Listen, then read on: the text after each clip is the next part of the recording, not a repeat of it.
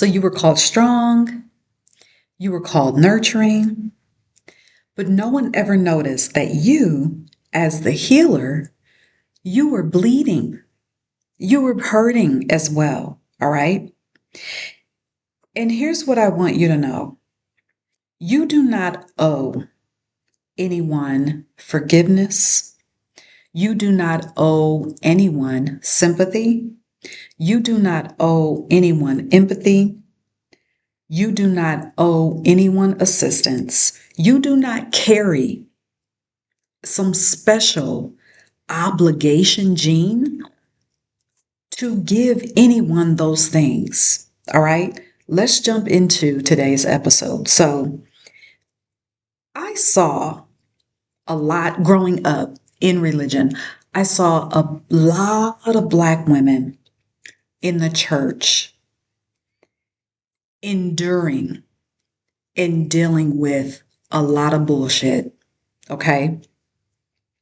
For example, I saw a lot of husbands cheating on their wives, yet the woman was blamed. The woman was blamed for his indiscretions. The woman was blamed for it.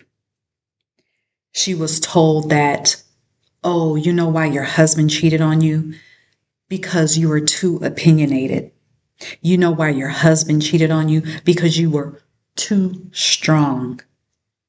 You know why your husband cheated on you is because you talked too much. You were too animated. You were too dramatic.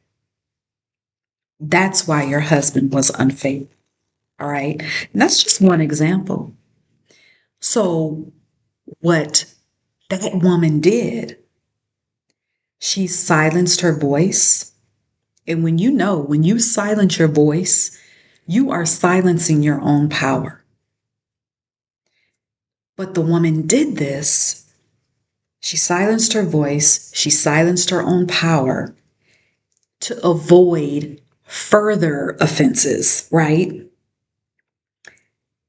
Then she was told to forgive, that she was obligated to forgive, and that because of her so-called relationship with God, that she was obligated to endure a marriage that was not beneficial to her, that was not safe for her on any level.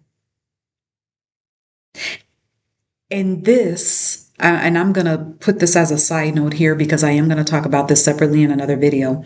This type of consciousness actually contributed to the way that Black women have treated each other inside religion and out of religion. Just put that on the shelf, okay? Also, and I'm going to address something else here, I witnessed these battles between Black women in the church. So, for example, what does this look like? Well, let me illustrate this for you. And we see videos floating around on the internet of women in the church, Black women in the church, using their title to talk to other women that look like them, to talk to them basically crazy, disrespectful, hurtful, and they will use a scripture to justify their behavior. So, for example, recently, this is a perfect example. I saw it was a church. I don't know why this stuff comes across my feed, but anyway, I saw a church and it looked as if their, praise team was preparing to sing a song. And they were in the background, and in the forefront, there was, I guess, a woman minister, preacher, whatever. Well, apparently, there was an exchange between one of the singers, another female singer, and this minister. And this minister did not like the previous exchange. And instead of the minister being an emotionally intelligent person and taking the woman to the side and saying, "Hey, let's chat because I'm feeling some resistance here or whatever." Instead, the minister, preacher, pastor lady gets up, shares the exchange that she had with this singer, female singer, and to me, she's putting down the singer and she's airing out how she feels about this singer in front of everyone. And she quotes some scripture, it doesn't even matter the scripture, but she quotes something out the Bible. The scripture is open rebuke is better than sacrifice or some shit. And so she basically is telling the woman, this grown singer, well, you basically can't sing because I don't like how you treated me, or I don't like what you said, or I didn't like how you approached me, hugged me, or whatever the situation was. But these are the types of things that we see. We even see, or I should say, I saw, women going at each other's throat. And one woman was using, "Oh, I'm correcting you, so therefore I can talk to you crazy." They would use, those religious church phrases to justify their emotional unintelligence. Okay? So that's what I'm talking about when I mentioned that consciousness, that level of thinking, what it contributes to. So this has also translated into the daily life of Black women as well. What does this look like? So Black women are oftentimes viewed as either the aggressor or being viewed as aggressive for simply speaking their minds, for giving an opinion, for sharing an opinion, for sharing a desire, for speaking up for what they want, for talking, for existing. All right? Black women have experienced microaggressions, such as people claiming to feel threatened because they heard a Black woman set boundaries. All right? So society is so used to expecting for Black women to be in some type of servitude position that we know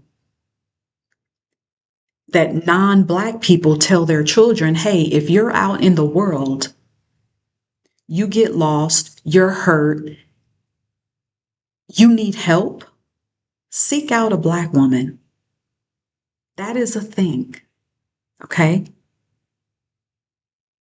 Now, going back to the very first thing I said at the top of this episode, Black woman, you don't owe grace, empathy, sympathy, forgiveness, or assistance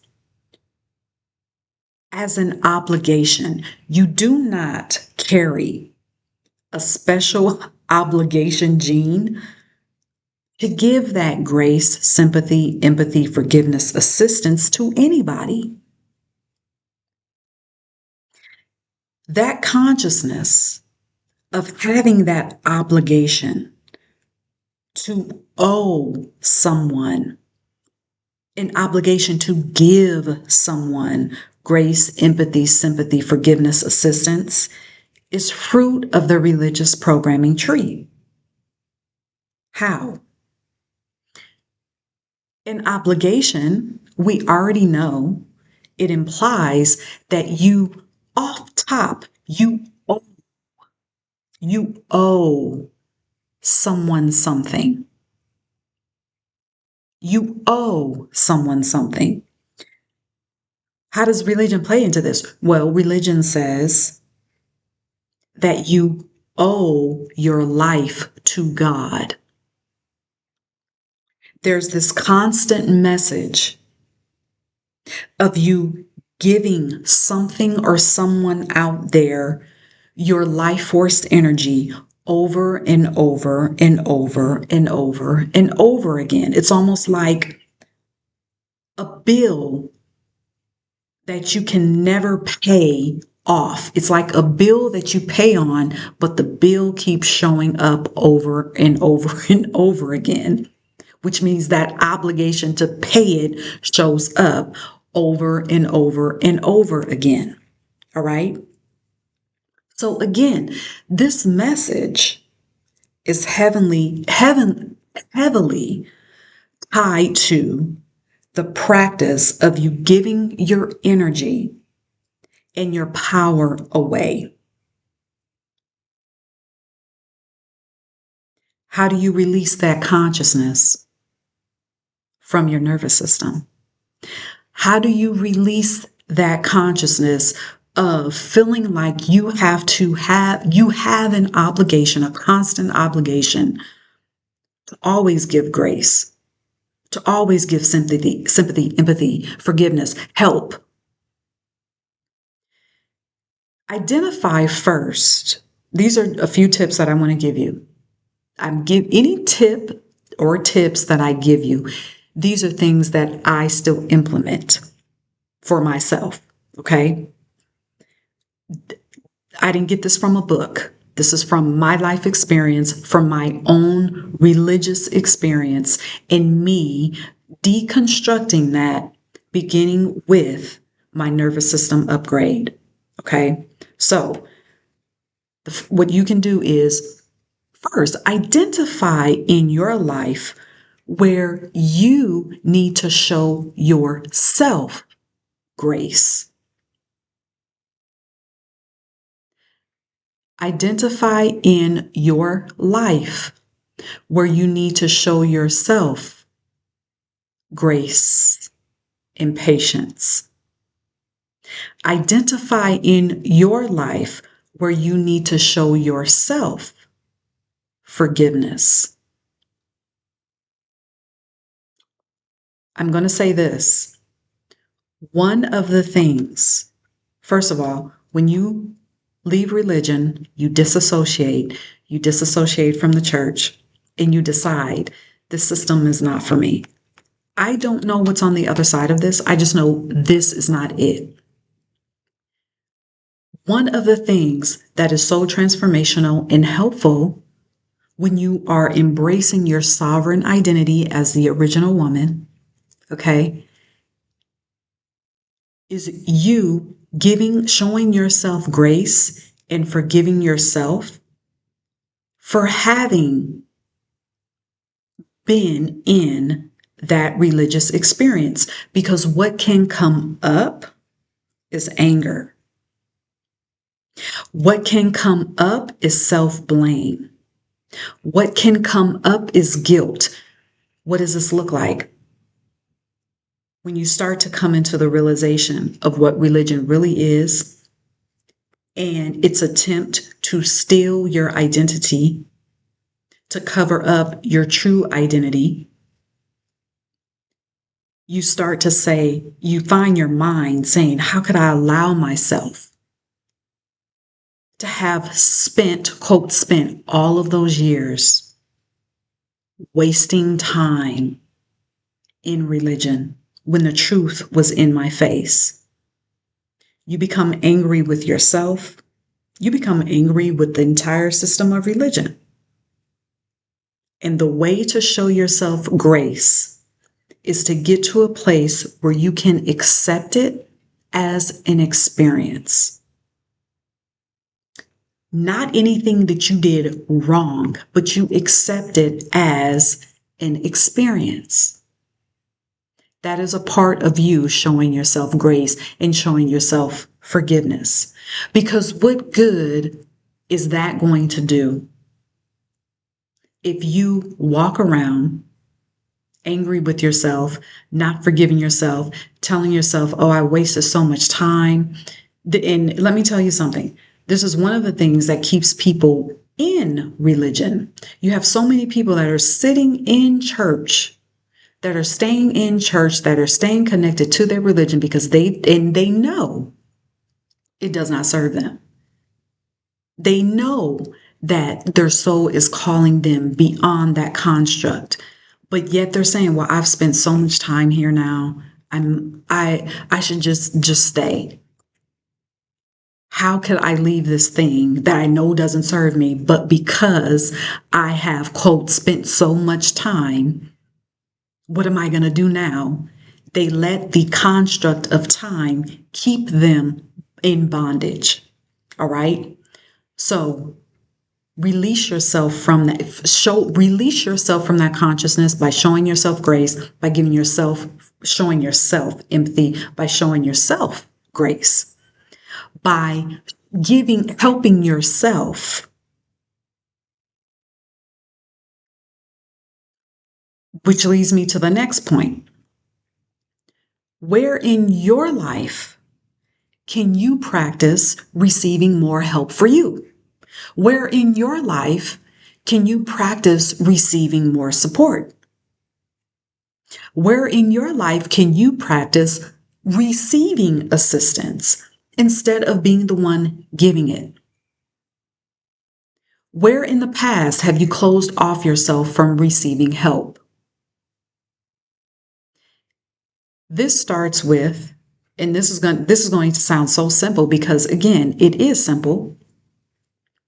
This starts off with you, for example, you go grocery shopping or whatever, you go into a store, someone asks, do you need help? What can I help you find? Instead of you saying, oh no, I'm good, say, no, can you show me where the toothpaste is? I don't care if it's for one thing. I don't care if it is for toothpaste. Can you show, even if you know where the toothpaste is? Yes, I do need help. I'm looking for toothpaste. Or if they ask you, can I carry your bag? Yep. I don't care if it's one bag. It's not about you having the ability to do it yourself. It's about you getting into the practice of receiving help for yourself. It is time. When you listen, when you start to embrace who you are as the original woman, when you start to embrace that your essence belongs everywhere, that your essence influences the energy in any space that you walk into, that in your veins, in your blood, is the original logos, the original word of creation. When you start to embrace that and start to embody that, you'll realize that you deserve favor, receiving help from people that you don't know. And I'm talking about receiving assistance from people that you don't know. That is the favor of the universe coming to your aid. That is what you deserve because that is your original essence. That is your original identity. Do you get that? Do you understand that? Religion doesn't teach you that. Programming doesn't teach you that. You don't even get that from your family. But this time in this era, this right here, and the opportunity has always been there for you to step into, embrace that identity, but especially now. Embrace that. I'm going to repeat these 2 tips, okay? Identify where in your life that you need to show yourself more grace, sympathy, empathy. And this is not about you feeling sorry for yourself. No, this is about you saying, okay, where can I receive what I have given? Where can I receive?